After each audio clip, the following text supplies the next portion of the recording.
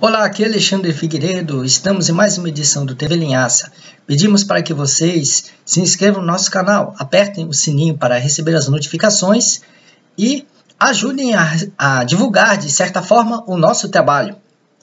O tema de hoje é a respeito do conservadorismo de personalidades como Silvio Santos e Renato Aragão. Recentemente, Silvio Santos, ele causou muito incômodo quando manifestou posições machistas, pedófilas e até racistas em várias situações de seu programa, se comportando como um tarado diante da cantora Cláudia Leite,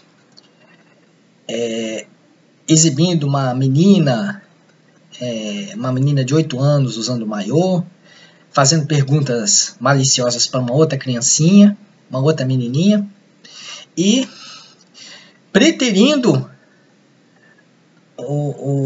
uma candidata negra que estava cantando uma versão de Caneta Azul em prol de uma branca, que bem mais ao agrado estético do senhor Abravanel. Então, e outro episódio que citei foi a reprovação do humorista cearense Renato Aragão, o Didi Mocó, a ideia de que religião pode também ser alvo de sátira humorística. Renato Aragão não quer piada sobre religião. Ele, no tempo dos Trapalhões, que foi um reduto do politicamente incorreto no humor brasileiro, o Renato Aragão ele fazia piada de gordinha, de negro, de homossexual, de careca, de tudo mais. Era um humor considerado bastante controverso por ser bastante agressivo, É uma polêmica tão grande que muitas pessoas até se dividem entre o humorismo que faz gozação com todo mundo e o humorismo que evita fazer gozação com certos grupos sociais. Realmente a fronteira entre a brincadeira e o valentonismo, que muitos conhecem como bullying, é ainda muito delicada. Então,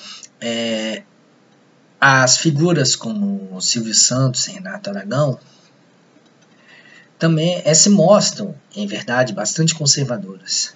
Silvio Santos hoje é um dos apoiadores de Jair Bolsonaro. Renato Aragão, ele é tão conservador que ele fez questão de hierarquia certa vez, quando se não me engano, um motorista foi falar, acho que um empregado dele foi chamar ele de Didi Mocó e Renato Aragão não gostou. Ele disse que era para chamar de senhor Renato Aragão, senhor Renato.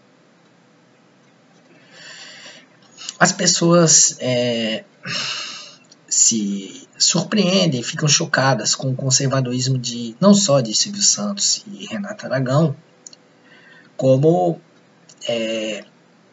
de pessoas como o cantor Roberto Carlos, recentemente visto ao lado de Sérgio Moro e sua esposa Rosângela Moro, e do craque Pelé, que pediu para que se encarasse o governo Jair Bolsonaro de maneira positiva, independente de apoiar ou não o governo, mas torcer para que o governo Bolsonaro fizesse algo de positivo para o Brasil. Então, esse conservadorismo envolve essas celebridades que têm uma formação bastante tradicionalista. E nesse grupo podemos também incluir a atriz Regina Duarte, que é mais nova em relação aos demais, mas mesmo assim ela mostra um conservadorismo muito grande. E também, para desespero de certas esquerdas espiritualistas, um conhecido médium que usava peruca e depois usava boné, que atuou em Minas Gerais e encerrou seus dias no Triângulo Mineiro, um dito médium espírita, muitíssimo conhecido entre o público e considerado um símbolo da paz e da fraternidade. Esse sujeito, segundo o que se revela em certos sites da internet, ele foi um dos maiores apoiadores da ditadura militar, recebendo homenagem da Escola Superior de Guerra, coisa que deve chamar muita atenção. Muita gente pensa que esse médium de peruca era um sujeito progressista, moderno, futurista, porque ele botava a criancinha pobre no seu colo, porque ele falava que vai haver vida melhor ali, que ele inventou uma cidade espiritual com o nome simplório de Nosso Lar, e que falou que os extraterrestres iriam vir para salvar a humanidade depois de uma hecatombe, ou coisa assim. Não, mas esse médium é um dos sujeitos mais conservadores, mais reacionários, com um reacionalismo que chega a ser maior até do que se observa em Silvio Santos, Renato Aragão, Roberto Carlos, Regina Duarte. Então as esquerdas ainda ficam com o pensamento desejoso e ficam achando que o tal médium de peruca destoa desse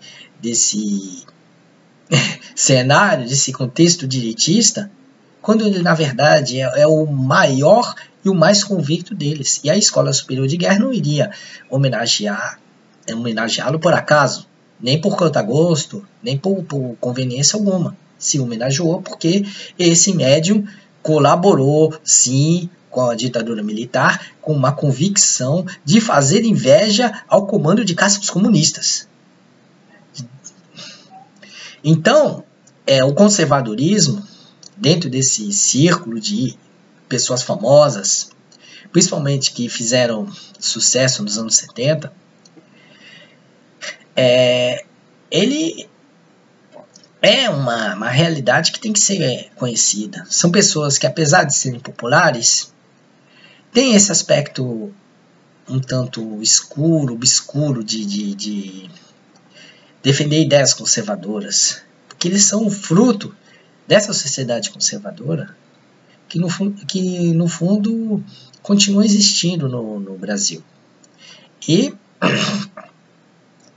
as forças progressistas que cometeram o erro de acolher referenciais culturais de centro-direita está desnorteada, está sem entender, está calada, em silêncio, em estado de choque, não fala coisa alguma do seu arrependimento, da sua decepção com os ícones da cultura de centro-direita que eles acolheram, pensando que eram símbolos de valorização do povo pobre, de progresso, de esperança.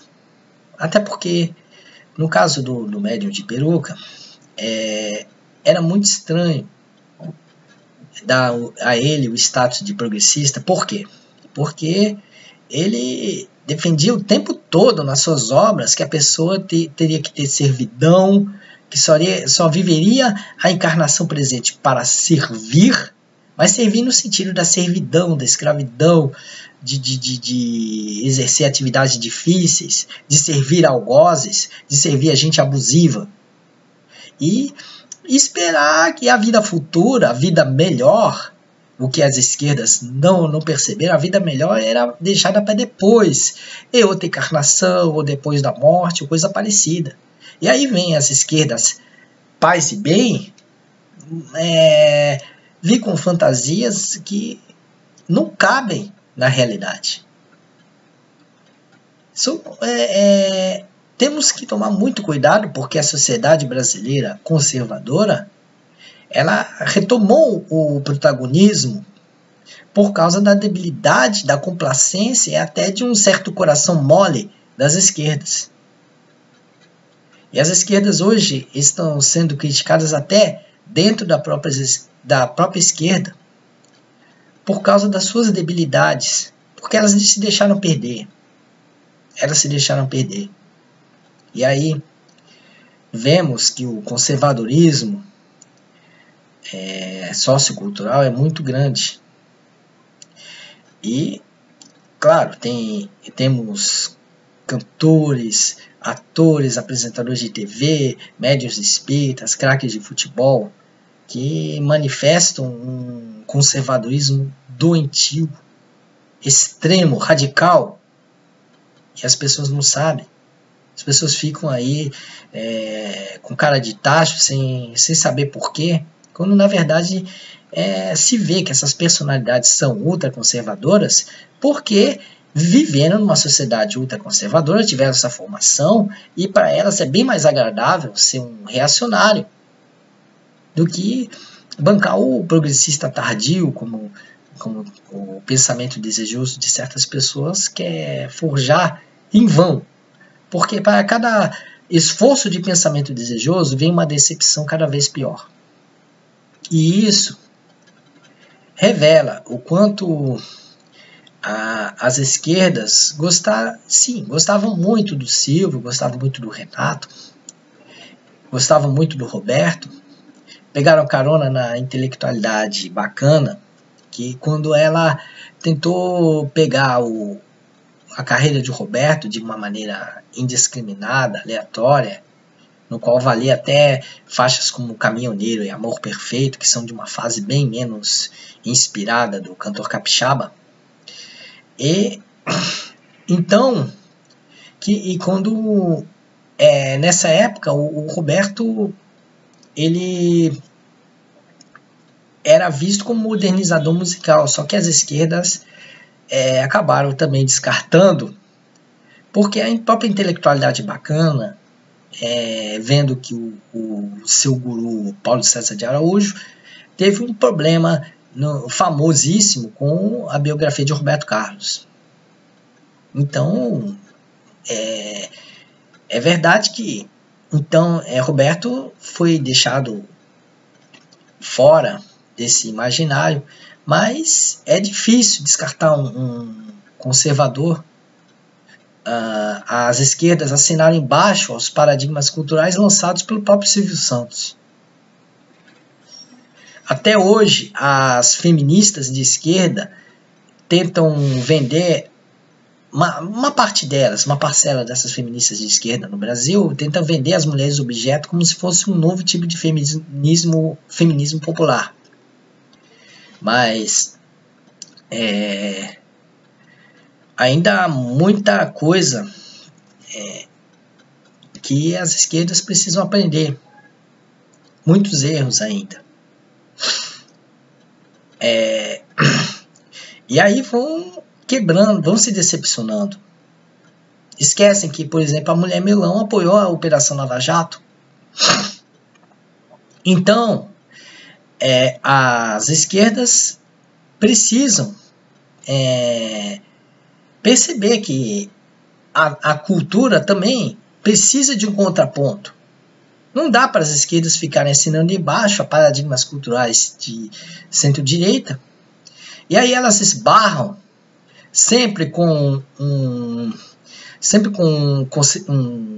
uma declaração, uma postura, um procedimento conservador por parte de uma personalidade.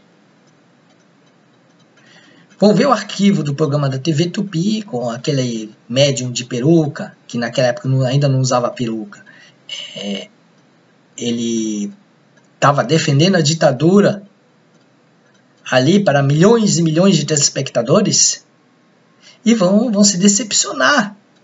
Vão se arrepender de ter feito uma postagem citando ele como pacificador em prol das causas progressistas. Vão se arrepender. Aí vão esconder sua postagem em favor desse médium, porque ficam envergonhadas. E aí é preciso um pouco mais de simancol na parte das esquerdas para que elas vejam que é necessário romper com a sociedade ultraconservadora. Foi essa complacência que abriu caminho para o golpe político de 2016. E aí vemos, agora, que o Silvio Santos saiu do armário, mostrando todo o seu reacionarismo. E isso depois de tanto tempo as esquerdas apreciarem os paradigmas culturais trazidos pela Globo, pela Folha, pela SBT, e acreditar que popularesco e popular são a mesma coisa. Não, não são. O popularesco, por exemplo, é o popular artificialmente bolado pela indústria midiática. Mas mais ou menos a relação do popularesco com o popular é a de um suco artificial de frutas, desses vendidos em pó, nos saquinhos, com as verdadeiras frutas que se batem no liquidificador para fazer um suco. Se as esquerdas não tiverem essa postura autocrítica, de se arrependerem de terem acolhido paradigmas culturais de centro-direita e começar a ter uma postura de meia-culpa por ter apoiado certos figurões que se revelaram ultraconservadores, talvez as esquerdas possam estabelecer um caminho para a sua recuperação. Agora, se botar tudo debaixo do tapete ou então continuar acreditando que a cultura de centro-direita vai se esquerdizar pelo pensamento desejoso, aí as esquerdas vão continuar fora do poder e vão ver o protagonismo sendo mantido pelas mesmas forças golpistas de 2016.